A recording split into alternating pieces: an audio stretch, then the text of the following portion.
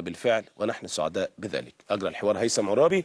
هيثم معانا من الولايات المتحدة الأمريكية. هيثم، سلام عليكم يا هيثم. وعليكم السلام، اهلا بك استاذ محمد. تحياتي لحضرتك كل الساده المشاهدين وفريق العمل. زميلي العزيز هيثم عرابي، بحييك على مجهودك الاسبوع اللي فات، حوار مع منشيني، هذا الاسبوع حوار مع المدير الاداري لفريق هال سيتي. الاجواء في هال سيتي بعد انضمام فتحي وجده، تصريحات ستيف بروس بيقول لك انا مش متاكد من انهما سينجحا بنسبه 100%، ولكن عليهم ان هم يجتهدوا اكتر. دي تصريحات ستيف بروس بخصوص فتحي وجده.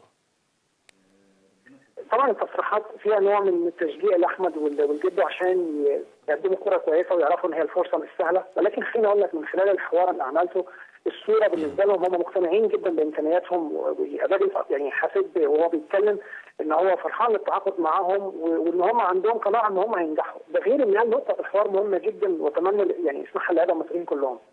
من ضمن اسباب ان هم اختيارهم لجد فتحي ما يفتح محمدي الملعب، محمدي الجد بره الملعب ملتزم، وقبل ما يختاروا جد وفتحي رشلوا المحمدي وسالوه واثنى عليهم وطلب منهم وقال لهم ان هم لعيبه كويسين جدا من احسن 200 لعيبه في مصر. طيب بالنسبه لي الكلام الدبلوماسي في طبعا عارف الصحافه لازم التشجيع عشان هو عارف ان اللعيبه بتقرا ويوصل الكلام، ولكن انا يعني مقتنع ان هم ياخدوا فرصتهم كامله يعني. تمام. طيب بالنسبه للفتره اللي جايه، هل في عدم مشاركه فتحي كان يعني قرار فني بحت من ستيف بروس، ولا هو كان في ايه بسبب اشراك جده وعدم اشراك فتحي؟ هقول لك، انا سالت على السؤال ده، قال لي ان احمد فتحي وجده لعبوا يوم الاربعاء، سافروا يوم الخميس ورجعوا سافروا تاني مع الفريق لان الفريق كان مسافر، فالماتش ده يعني ما حدش يعني يركز عليه قوي، لكن التركيز هيبدا من اللي جاي، فده كان استثناء مش اكتر من كده. لكن اعتقد فتحي هيكون موجود في المباراه القادمه ان شاء الله. ان شاء الله. على فكره هم عندهم 5 ماتشات خلال اسبوعين، فهيبقى فتره صعبه جدا يعني. جميل جميل.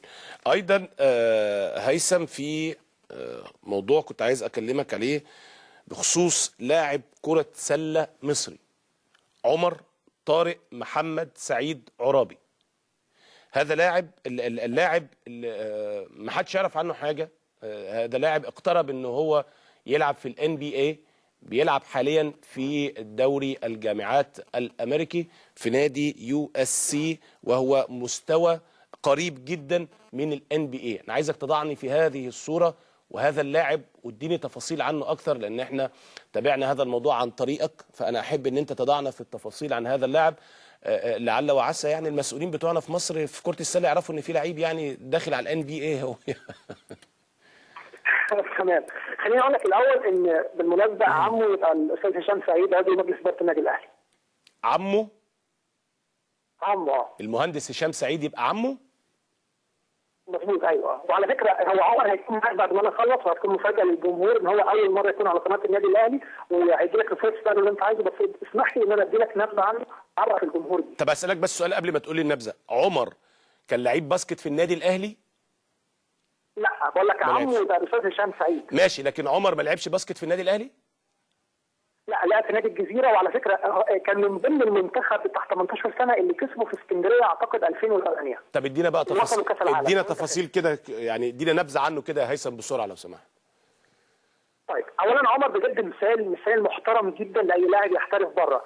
عمر في كاس العالم لما لعبت مصر في المجموعه كانت امريكا من ضمن المجموعه، شافوا بعض المدربين، وكان في مدرب لجامعه اسمها رايس يونيفرستي هنا في امريكا في تكساس، مساعد المدرب كان مصري، هو اللي ساعد عمر وحاول يعني يتواصل معاه وخدوا امريكا للفرقه دي. عمر جه هنا بالظبط من 3 سنين.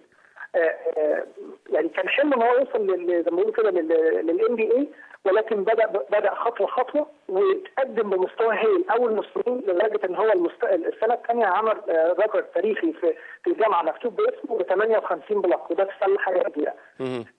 عشان هو طموح جدا ومجتهد جدا. الجامعه بتاعت رايس دي جامعه متوسطه، ما كانتش جامعه عاليه، جت جامعه USC وهي من اكبر جامعات امريكا، خدته السنه دي مع بدايه السنه دي واجتهد جدا وبدا السنه دي وبداوا يرشحوه. لو انت شفت الصور ما بين عمر دلوقتي ما بين من 3 سنين وهو جاي. على فكره عمر الله ما شاء الله عليه يعني. بسم الله. انا قاعد بتفرج على لقطات ليه اهو. انا عايز اوضح للناس بس هو رقم 34 عشان اللي بيتابعوا معايا اللقطات دي. هو اللاعب رقم 34 في الفريق اللي لابس تيشيرت اسود يعني. اتفضل يا هيثم. تمام. عمر من الناس اللي فعلا اتمنى الناس تشجعها وتتابعها، لان اللي هو عمل ان هو يجي جامعه صغيره، وانا كنت لسه بتكلم معاه من شويه وعايز اقول لك ان هو كل اللي في دماغه حاجه واحده بس، تمرين الجامعه تمرين الجامعه. وصل لجامعه اكبر، ودلوقتي الناس في التلفزيونات هنا في المرشحين النقاط الان بي بداوا يرشحوه ان هو السنه الجايه ان شاء الله تبقى اخر سنه في الجامعه، ان عنده فرصه حقيقيه لو استمر في التطور ده ان هو يوصل للان بي ويكون عندنا لاعب مصري. فاتمنى ان شاء الله له التوفيق، ومثل مشرف جدا جدا جدا من الاجتهاد. ان شاء الله. هيثم تحياتي ليك يا هيثم، انا بشكرك شكرا جزيلا. اتمنى ان تبقى دائما في تواصل معنا، عندك شخصيه مجتهده ومميزه، فاتمنى ان دائما نبقى على تواصل دائم ان شاء الله. هيثم عرابي اشكرك شكرا جزيلا. عمر